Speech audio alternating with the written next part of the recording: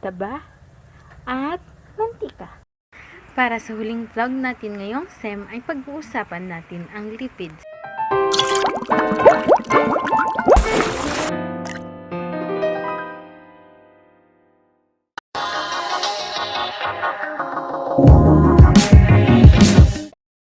Ang mga lipids ay mga macromolecules na hindi natutunaw sa tubig.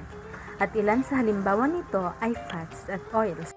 Ang fats at oils ay binubuo ng glycerol at fatty acids. At ang fatty acids ay may dalawang klase, ang saturated at unsaturated. Ang mga tao na may dieta na mayaman sa saturated fats ay malaki ang tsansa na maging obese at magkaroon ng cardiovascular diseases. Samantalang ang mga tao na may dieta na mayaman sa unsaturated fats ay malaki naman ang tsansa na maiwasan ang mga cardiovascular diseases. Ngunit para saan ba ang aking mga nabanggit? Atin itong alamin sa ating kasamang si Aliyah. Hello, my name is Aliyah and welcome to Biochemistry at Home. Today, I will be experimenting on lipids.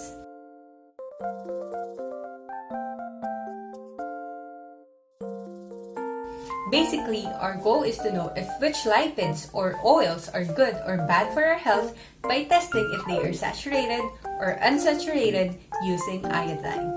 Since the holidays are already coming up, this experiment is really timely kasi nga, di ba? Di naman pwedeng kumain at tumikim lang ang gagawin natin sa kitchen habang lahat sila busy para magluluto. This could serve as a conversation starter or an information that you could share with whoever is cooking so that in that way you could help. So, are you ready? Let's head on to the experiment. These are the materials that we will need for the experiment. Butter, olive oil, coconut oil, sunflower oil, margarine, corn oil, vegetable oil, 8 plastic cups, and iodine. Place 10 milliliters of each oil into the plastic cup and label each cup accordingly. Add 5 drops of iodine in each cup and mix the iodine into the oil by shaking the cup.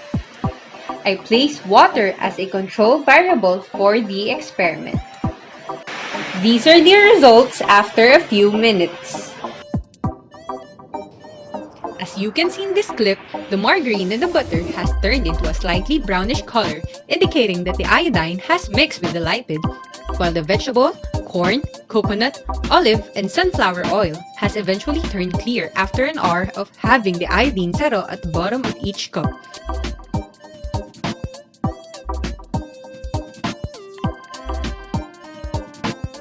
Hello! Welcome to the post-laboratory portion of the video. Today, we're going to be answering 4 questions that may help us in understanding the experiment more.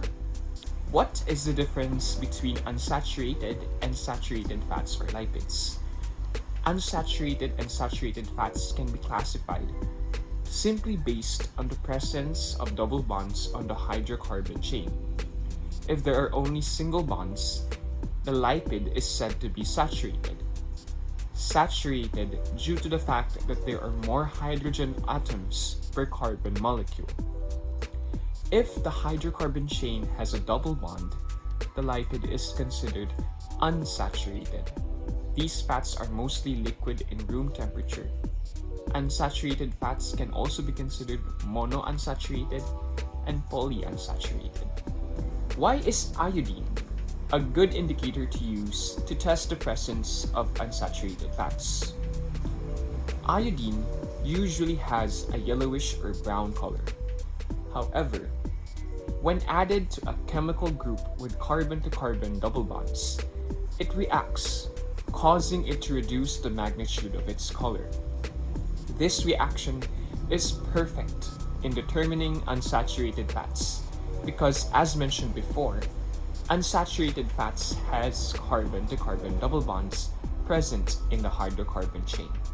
Of the many samples in the experiment, which are unsaturated, the vegetable, corn, coconut, olive, and sunflower oils were all unsaturated, due to the iodine decolorizing in the oils, making the oils obtain a clearer color as compared to their original colors. Of course, after an hour of reacting. The decolorization is more evident in the sunflower and corn oil, which may be attributed to these samples being more unsaturated as compared to the others. As explained earlier, iodine binds to the double bonds of unsaturated fats, causing it to decolorize. Of course, if there are unsaturated samples, which are saturated, the rest of the samples, which are margarine and butter, are saturated. This is evidenced by little to no change in color in the samples. Saturated fats are usually the ones to avoid, as the consumption of excess saturated fats can lead to an increased risk in heart diseases.